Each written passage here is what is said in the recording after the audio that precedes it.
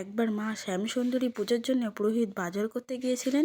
সেই সময় তিনি লক্ষ্য করেছিলেন যে এক 5 বছরের বালিকা গায়ে কালো রং, চোখে লাল রং মেখে দেবী কালীর মতো সেজে সবার কাছে ভিক্ষা চাইছে।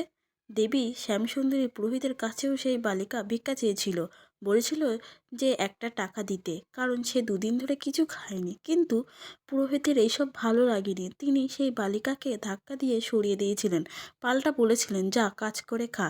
জবাবে বালিকাটি বলেছিল কাজ না পেয়েই সে ভিক্ষা চাইছে। এরপর ওই বালিকাটি সেখান থেকে চলে যায়। আর পুরোহিত দেবীর পুজোর জন্য ফল মিষ্টি বাজার করে ফিরে এসেছিল।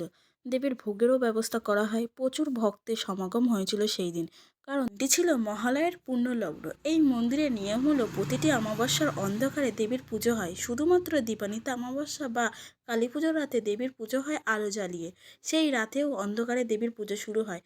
পুজো চলাকালীন পুরোহিত লক্ষ্য করেছিল যে মহাদেব সহিত রয়েছেন, কিন্তু তার উপরে কোনো দেবী নেই। পুরোহিত প্রথমে ভেবেছিল দেবীর রং কালো, তাই অন্ধকারে দেখা যাচ্ছে না। এরপরে পুরোহিত ঘিয়ের প্রদীপ দেবীর সামনে নিয়ে গিয়েছিলেন। তখন পুরোহিত দেখতে পায় দেবী কালী সত্যি সেখানে নেই। মহাদেব মৃত মানুষের মতন শুয়ে আছেন। এই অস্বাভাবিক ব্যাপার দেখে পুরোহিত ভয় পেয়ে 2 পা পিছে সরিয়ে আসে।